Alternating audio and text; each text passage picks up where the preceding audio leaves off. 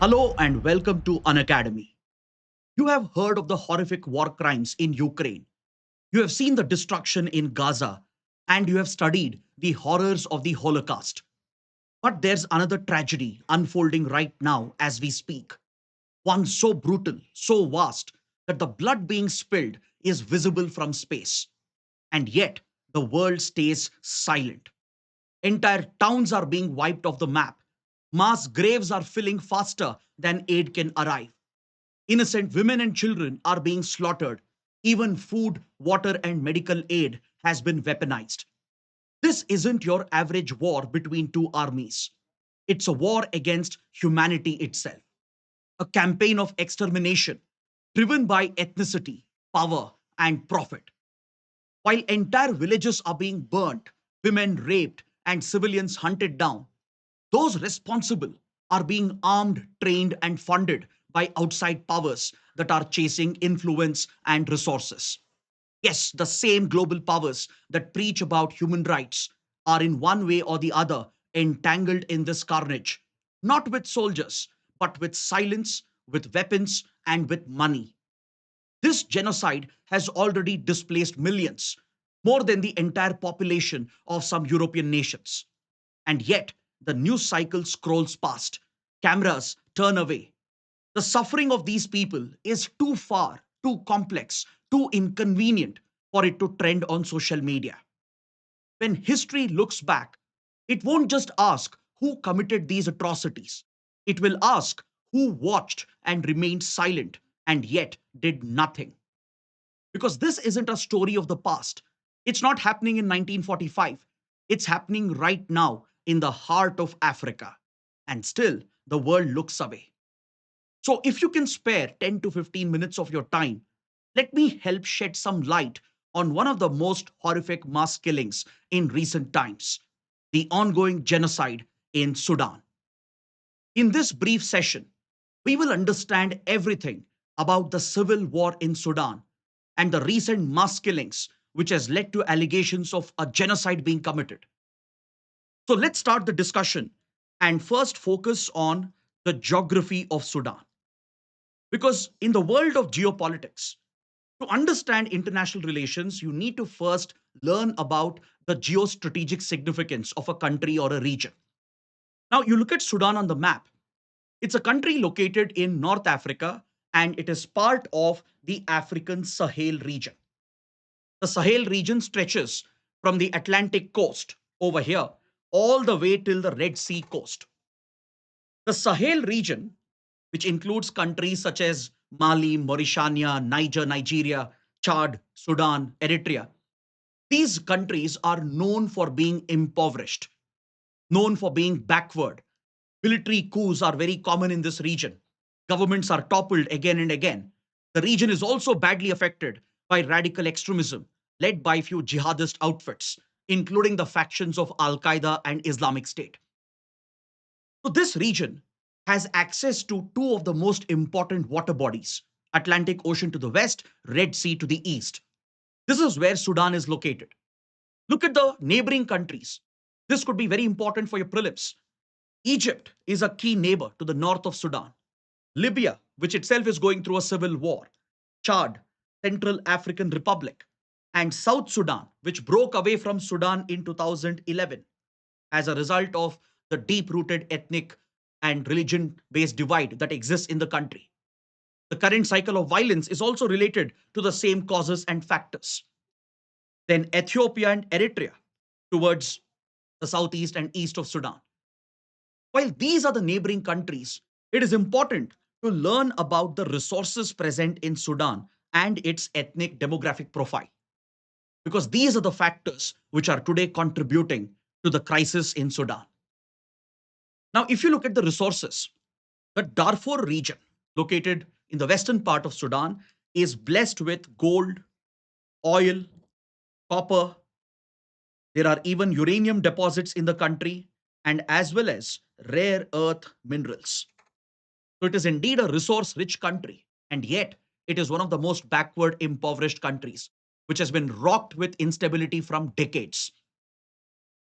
Then the capital, Khartoum, and the region around it. has also witnessed long term political instability. But the most important location in Sudan is the coastline that it shares towards the Red Sea, particularly the Port Sudan, which is strategically very, very important. Because the Red Sea trade route links Asia with Europe, connects the Indian Ocean with the Mediterranean Sea and the Atlantic Ocean.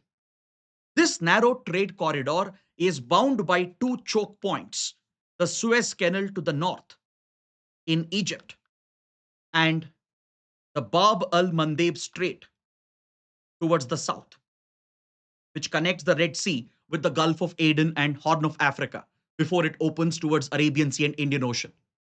So this shipping route is extremely critical for the global economy. India itself depends heavily on the Red Sea trade route. So imagine a strategic port located in this trade corridor. So now I think you can start guessing as to why this crisis has been perpetuated in Sudan.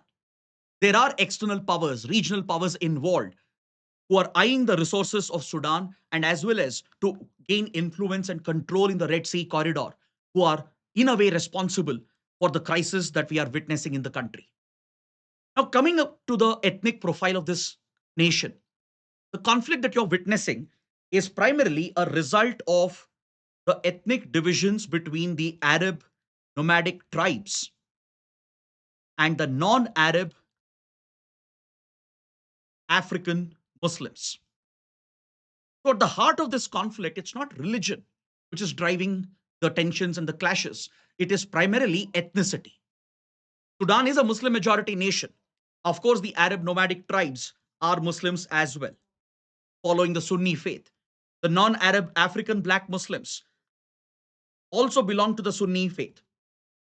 But what's driving the divisions and clashes between them? And what's driving Arab militias to target the non Arab African black Muslims is the deep rooted ethnic divide in the country, which has been exploited by those who are in power.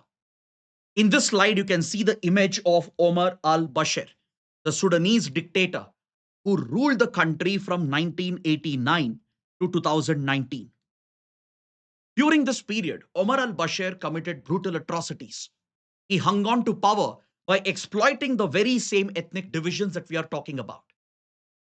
In 1990s, under the dictatorship of Omar al-Bashir, Sudan was largely underdeveloped, and especially the non-Arab Africans. They felt that they were being oppressed. They felt justice was not being done to them. They felt adequate development was not being provided to the areas dominated by the non-Arab African Muslims. So they rose up in rebellion against Omar al-Bashir, leading a civil war against the dictatorship. So to crush this rebellion, Omar al-Bashir funded the Arab nomadic militias, which came to be known as the Janjaweed militias. These militias have been very notorious. Infamously, they were referred to as death on horseback because these militants would ride on horsebacks and, armed by the state, funded by the state, they would go on to target the non Arab African Muslims brutally, committing the Darfur genocide of the early 2000s. So the region has already witnessed a similar cycle of violence a couple of decades ago. In fact, Omar al Bashir was held accountable for this. He has been indicted, convicted by the International Criminal Court under the provisions of the Genocide Convention and the Rome Statute. So these acts of killings that took place in the early 2000s has been recognized by the global community under international law as an act of genocide. Omar al-Bashir stands accused of enabling this genocide by funding the Janjaweed militias to target the non-Arab African Muslims. He was convicted of war crimes and crimes against humanity. Eventually, Omar al-Bashir was kicked out of power from 2019 to 2021 through a military coup that was staged by the Sudanese Armed Forces, the SAF, which assumed military authoritarian control over the country. So by 2023, as the country came under military rule of the Sudanese Armed Forces under its Army General Abdel Fattah al-Burhan, he mandated the Janjaweed militias, who had now transformed into the Rapid Support Forces in 2013 to merge with the security forces of the nation. The Janjaweed militias, who had committed that horrific genocide in the early 2000s with the backing of Omar al-Bashir, they had transformed into a paramilitary group, which you today know as the RSF, the Rapid Support Forces. This was in 2013. So after the Sudanese armed forces took over the country, after toppling Omar al-Bashir, they wanted the RSF to merge with the armed forces. The RSF under Mohammed Hamdan Dagalo, also known as Hemeti, rejected the proposal, leading to a power struggle between the two security forces. And this started the 2023 civil war between Rapid Support Forces and the Sudanese armed forces. So the current conflict that you're seeing today is an extension of this. It's a continuation of this conflict. I'm sure many of you remember the start of the civil war 2 years ago, as thousands of Indians were trapped in Sudan, including members of Hakki Pikki tribe from Karnataka. So India had to launch a daring evacuation mission under Operation Kaveri. We deployed the Indian Navy and Indian Air Force assets by using our influence with United Arab Emirates and Saudi Arabia, and we utilized the port and airport of Jeddah, which is right opposite to Port Sudan, to evacuate thousands of Indians back to safety. So since then, this conflict has continued and dragged. Thousands have been killed and slaughtered. Millions have been displaced. And today, there is a serious crisis with regard to availability of food, medical aid, and even water. The last 2 weeks have been even more horrific. The RSF has made some rapid advances as it is very well armed and funded. It managed to capture a critical city, al-Fasher, which is the capital of Darfur region. You can see in the map the resource-rich Darfur region, where all the major towns, villages, cities were already being captured by RSF. Their last objective was to capture the capital, al-Fasher, which they managed to achieve just a few days back. Once they captured al-Fasher, the RSF has unleashed its brutality. The RSF, which mainly comprises of the Arab militias, has brutally targeted and slaughtered the non-Arab African Muslims. Thousands have been killed. You might have seen visuals on social media where people are being pushed into crowds and they're being shot at point blank range. Vehicles and jeeps are being driven over lines of people, and mass graves have been dug up. And the crimes are so horrific that the blood which is being spilled has stained the ground, and these visuals are visible from space, being captured by satellites. So this is the serious crisis which is taking place in Sudan, and there is outcry around the world that a genocide is taking place and still the world is not doing anything. Global powers are incapable of stopping this horrific killings. United Nations has been ineffective, and there are few outside external powers to be blamed for this conflict. The United Arab Emirates faces the most serious allegation. The UAE is accused of funding the RSF right from the beginning. The UAE denies the allegations, but investigations have revealed the linkages between the Emirati intelligence services and how they covertly have managed to smuggle arms, drones, ammunition, funds, and fuel to RSF fighters. But the question is, why is UAE funding a genocide? The primary reason is these Arab nomadic militias, they have an Arabic lineage connected to the UAE and the Gulf region. But that is not the primary driving factor. The UAE, of course, is eyeing the gold because this is what fuels Dubai's gold markets. As you know, the United Arab Emirates is a major gold consumer and a gold market. And the availability of vast gold reserves in the Darfur region is something that's driving the UAE. So the profit mindset is driving these mass killings. So imagine how horrific this must be. Apart from that, the UAE is also focused on securing its influence, geopolitical influence along the Red Sea trade corridor. So according to reports, the UAE has been using the Puntland region, which is a breakaway region of Somalia, to secretly smuggle arms, ammunition, drones, and even money to Sudan, which is reaching the RSF fighters.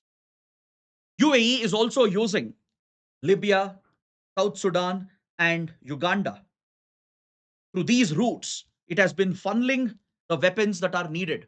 And in return, the RSF is providing the gold to UAE, according to several reports. But it's not just the UAE which is involved. There are other powers as well backing the opposite side. The Sudanese armed forces have the support of several regional and extra regional powers. Egypt, for example, because Egypt is a neighboring country, it has dealt with the refugee burden. It wants to put a stop to the refugee flow into the country. And hence, Egyptian intelligence is accused of backing the rival Sudanese armed forces, which currently is supposed to be the interim regime in the country. Egypt also wants to exert its influence across North Africa and Middle East region, and as well as emerge as a leading power in the Muslim world. Then you have Iran also playing a role. Iran is mainly focused on securing access to Port Sudan, and it is alleged to fund the Sudanese armed forces. It has been arming them because while it has access to Port Sudan, it can use the Red Sea route to provide arms supplies and funds to the Houthi rebels in Yemen. The Houthis, as you know, are a critical proxy group of Iran to target Iran's rivals, such as Israel, United States, and the Sunni powers, such as Saudi Arabia, UAE, and the others. So there is that regional rivalry angle as well. That explains why UAE is funding the RSF as it wants to counter the influence of Iran and emerge as a dominant leader in this region. Reports even indicate UAE is looking at the vast land resources of Sudan as well for future agricultural requirements. So, in a way, this is a war for resources, profits, and as well as geopolitical influence. Even Turkey and Russia are accused of playing a role. Turkey, which is projecting itself as a leader of the Muslim world under Recep Erdogan, it wants to project its geopolitical influence by playing a role. It is accused of funding and providing weapons to the Sudanese armed forces. Turkey would also like to have influence along the Red Sea trade corridor, and so does Russia. If not directly through state support, there are Russian non state actors, such as its private mercenary force called the Wagner Group. Today, the Wagner Group has changed its name, but previously, the Wagner Group, which was very close to Russian President Putin and the Kremlin, is accused of playing a role in this conflict by supporting the Sudanese armed forces. The African branch of this Russian private mercenary is known as the African Corps, and they are known to support and fund the Sudanese armed forces, and they are even bringing Colombian mercenaries to fight this war, which is aggravating the crisis in this region. So for Russia, this is about gaining influence in Red Sea trade route and also about gaining access to African resources. Because through mercenary groups like Wagner Group, Russia has done the same in Democratic Republic of Congo, where it has gained access to the lithium mines by enabling the conflict and by supporting one side against the other. So you have a host of regional, extra regional powers who are playing a direct role in this conflict. And you get to see the humanitarian cost of it. As I said, thousands have been brutally killed, innocent women, children have been slaughtered, millions have been displaced as refugees and IDPs, internally displaced people within Sudan. The neighboring countries are bearing the entire burden, with refugees flowing into each and every neighboring country. So, in this situation, what must be the way forward? What can be done to bring this crisis to an end? That's the big question. See, the responsibility lies with the global community, starting with the United Nations. The UN has been looking into the matter. The Sudanese Armed Forces, which has a representation at the UN, has brought up the issue and labeled what's happening as a genocide, and it has accused UAE of funding the genocide. But whether UN can intervene, can it really restore stability, prevent this atrocity? That's a matter of debate because the UN has been largely ineffective in such matters, as the UN itself is an outdated structure. It's largely divided amongst the P5 countries on geopolitical lines. Global powers like US and European Union have been incapable of playing a positive role. While they preach human rights to every other country, they themselves have vested interests in furthering the instability in Africa.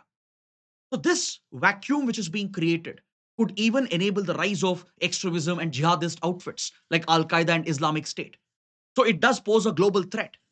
So, the solution should come from global powers through United Nations with the involvement of the regional and extra regional powers that are fueling this conflict. Regional organizations like African Union will have to play a big role to ensure that peace and stability is restored in Sudan. Groups like RSF will have to be sanctioned, designated probably as a terrorist outfit for the horrific crimes they have committed, and hold them accountable under international law. Now, coming to the last question, the big question: do these killings constitute an act of genocide? What is a genocide in the first place? The term genocide was coined by a Jewish lawyer during the Second World War. He goes by the name Raphael Lemkin. He described genocide as a planned extermination of an entire group of people based on their identity. Now, this has been codified into international law under the UN Genocide Convention. So, a deliberate systemic extermination of an entire group of people on the lines of ethnicity, race, religion, or nationality, such acts account to be labeled as an act of genocide. Under the Rome Statute, which constituted the ICC or the International Criminal Court, these crimes are recognized. It is part of war crimes and crimes against humanity. The UN Genocide Convention has provided a list of specific acts which can be labeled as an act of genocide. So, killing the members of a group with a systemic plan to wipe out that race or ethnicity or religion, causing serious bodily harm, including mental harm, deliberately inflicting conditions which can bring about physical destruction of the people of that group, or even targeting the children, preventing the birth of children within the group so that the community will not perpetuate, or transferring forcibly the children of that group to another group. All these acts can be labeled as acts of genocide and it is punishable under international law. Now, you decide for yourself whether this is indeed an act of genocide or not, because the international community would take its own sweet time to hold the perpetrators accountable. So, what happens next is something we need to wait and watch for. But at least now, you must have a fair idea as to what's happening in Sudan. And from an examination perspective, let's end the session with a couple of practice questions. So, this will be your prelims practice question, a map based question based on what we have discussed, and I will leave the answer to you. Now that you have watched this video, I'm sure you'll be in a position to answer this question. Please let me know the answer in the comment section. You need to arrange these locations in a west to east direction. Plus, I've added a mains practice question as well. The ongoing crisis in Sudan has escalated into one of the worst humanitarian disasters in recent years. Examine the causes, the implications, and as well as its impact on regional stability and India's interests in Africa. So I've given the answer writing approach for you with a brief introduction, the key points to be included in the body, and an effective conclusion to bring the answer to an end.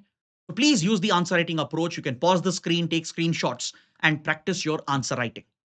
If you have understood this topic, benefited from the session, do let me know in the comments. Do press the like button and don't forget to subscribe to our channel for more such interesting content. Thanks for watching.